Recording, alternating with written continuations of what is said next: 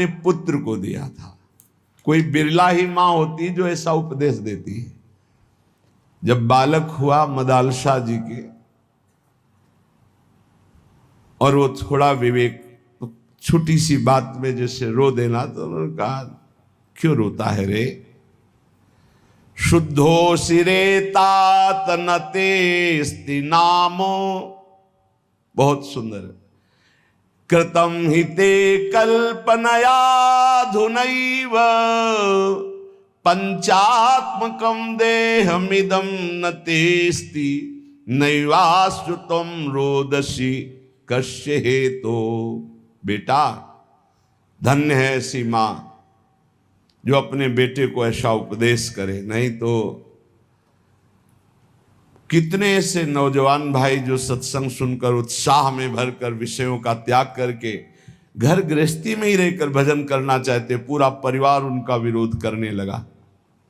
कैसा परिवार है?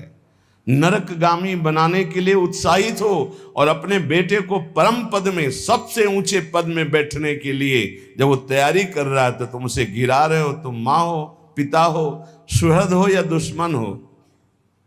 जाके प्रिय न राम वैदेही तजिए ताहि कोटि बैरी सम जद्यप परम सनेही।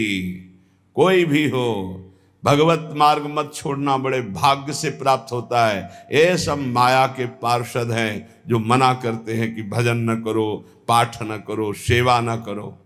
देखो, असत क्रियाओं को मना नहीं करते, गंदी क्रियाओं को मना नहीं करते, भगवत क्रियाओं को मना करते। और धन्य है माता मदालशाह जिन्होंने कहा क्यों रोता है तू? शुद्धो सिरे तात नतेस्ति नाम। बेटा, तू शुद्ध आत्मा है, तेरा ये कोई नाम नहीं है, शरीर का नाम है। तू कल्पित नाम से युक्त पुकारा जा रहा है, तेरा नाम नहीं है, तेरा ये शरीर नहीं है। इस शरीर पंचभूतों का ढांचा है, तू शरीर नहीं है। ना ये तेरा है ना तू इसका है। बेटा, किस लिए रो रहा है? शुद्धो सिरे तात नेतेस्ति नाम, तेरा नाम नहीं है। कृतम हिते कल्पना युधा नहीं। ये कल्पना है, कल्पना तूने कामनाएं की, उसी की वजह से तू शरीर में फंस गया। तू शरीर नहीं है, पक्की बात। कल एक नवयुवक भाई कह रहे थे कि हमें बड़ा संशय है, आप प्रमाणित कीजिए विज्ञान और अध्यात्म को एक करके। आज हम आधुनिक पढ़ाई पढ़ने वाले लोग हैं, हम कोरी श्रद्धा में नहीं फंसने वाले। प्रमाणित कीजिए आप कि आपका अध्यात्म सत्य है। कैसे प्रमाणित करें? विज्ञान केवल स्थूल को जानने वाला है, वो भी बहुत प्रवीण विज्ञान में जो है। केवल स्थूल जगत, इसके आगे नहीं। स्थूल जगत, स्थूल शरीर, सूक्ष्म में प्रवेश ही नहीं है। और अध्यात्म सूक्ष्म के आगे कारण से भी परे है। विज्ञान क्या जानेगा? क्या जानेगा? विज्ञान केवल स्थूल जगत, स्थूल ढांचा, इसी का केवल विज्ञान है और कोई विज्ञान नहीं। हमें बता दीजिएगा। स्थूल जगत, स्थूल ढांचा, इतना ही विज्ञान है। कोई यंत्र तैयार हुआ आज तक विश्व ब्रह्मांड में जो सूक्ष्म शरीर को दिखा सके, जो कारण शरीर का अनुभव करा सके? फिर आत्म तत्व तो ये बहुत ही स्थूल जगत। जैसे कहा जाता है कि चंद्र लोक गए, मिथ्या। एक सीमा, इसके बाद अंतरिक्ष है, इसके बाद स्वर्गलोक है। स्वर्गलोक में सबसे ऊंचाई पर चंद्रलोक है, जहां सूर्य से भी कई हजार योजन ऊपर, और सूर्य तक पहुंच जाए कोई तो राख के सिवा कुछ नहीं हो सकता। अब वहां कैसे जाना कि चंद्रलोक है? वहां कोई मिला था क्या कि मैं चंद्रलोक वासी हूं? एक सीमा है जहां तक पहुंचा जा सकता है यंत्रों के द्वारा। फिर सिद्धावस्था के द्वारा गति होती, यंत्रों की गति नहीं होती, पांच भौतिक शरीरधारी की गति नहीं हो सकती। वहां सिद्धावस्था, सूक्ष्म शरीर, देव शरीर से प्रवेश होता है।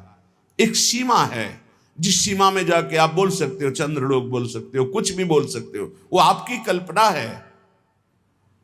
आकाश के ऊपर जो स्वर्ग, महालोक, जनलोक, तपलोक, सत्यलोक, इन लोकों में सिद्धावस्था को प्राप्त महापुरुष पहुंचते हैं। स्थूल, जितना स्थूल यंत्र से स्थूल तक की, जहां स्थूल की सीमा समाप्त, वहां सिद्धावस्था में प्राप्त सूक्ष्म देहधारी महापुरुष जा सकते हैं। स्थूल शरीरधारी आज भी त्रिशंकु लटके हुए हैं बीच में। विज्ञान, जितने अस्त्र का निर्माण हो रहा है वो हमारे शास्त्रों में लिखे हुए हैं। कोई भी क्रिया जिसे ऑपरेशन कहा जाता है वो शल्य क्रिया शास्त्रों में लिखी हुई है। शल्य क्रिया, क्या बिजली आज बनी है क्या? ये विद्युत प्रवाह तो कब से चला आ रहा है। जहां आपस में जल का घर्षण होता तो आकाश से बिजली नहीं गिरती क्या? तो विज्ञान बनाता कहां से है? हमारे शास्त्रों से ही तो। लेकिन स्थूल मात्र को, सूक्ष्म को नहीं, ना बना पाया है ना बना पाएगा। अरे बोले विज्ञान ने हवाई जहाज बना दिए, तो पेट्रोल वाले बनाए ना, डीजल पेट्रोल, ये पढ़ते होंगे ना।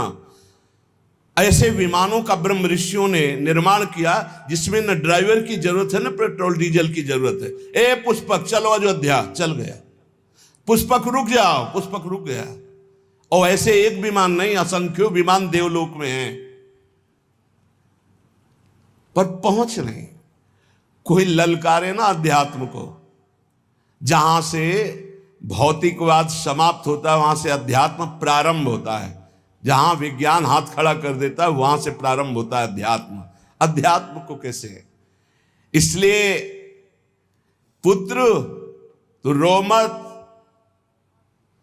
तू शुद्ध आत्मा है। बहुत भी जब आके ज्यादा छाटने लगते ज्ञान विज्ञान ना, तब सीधी बात होती कि 3.5 हाथ के शरीर में रहते हुए कितने साल हो गए तुम्हें? बोले 40 साल। 40 साल में 1 सेकंड भी अपने से मिले हो? कल एक प्रश्न करता हम कोरी श्रद्धा पे विश्वास नहीं करते, जिसको हमने देखा नहीं उसको हम मानते नहीं। तो तुमने अपने को देखा अपने को? अब चुप। मानते हो ना तुम हो? हाँ। कौन हो? पता नहीं। फिर इतने मूर्ख हो कि तुम्हें अपना पता नहीं, तो तुम तत्व को क्या जान जाओगे? भगवान को क्या जान जाओगे? अध्यात्म को क्या जान जाओगे? ये खिलवाड़ नहीं है।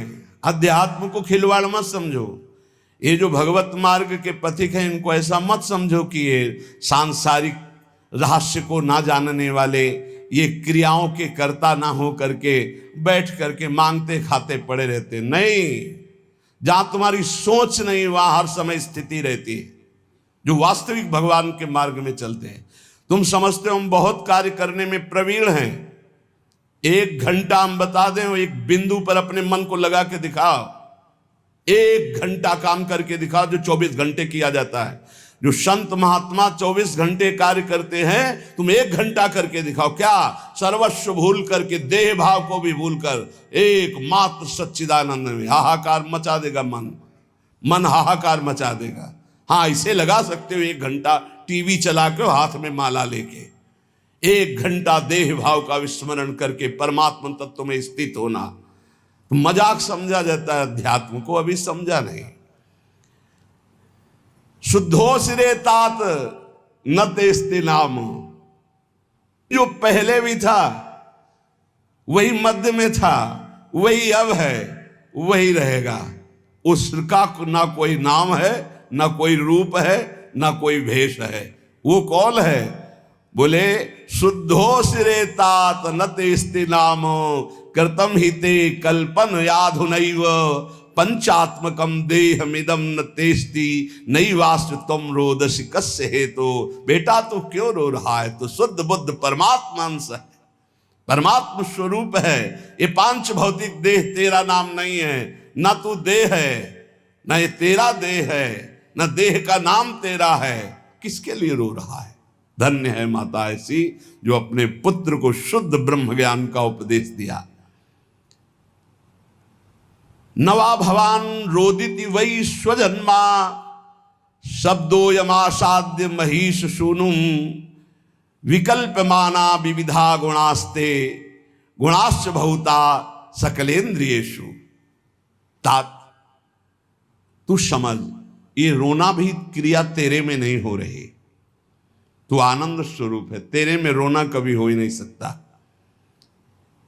राजकुमार, ये तेरे शरीर का संबोधन किया जा रहा है, तेरा नहीं।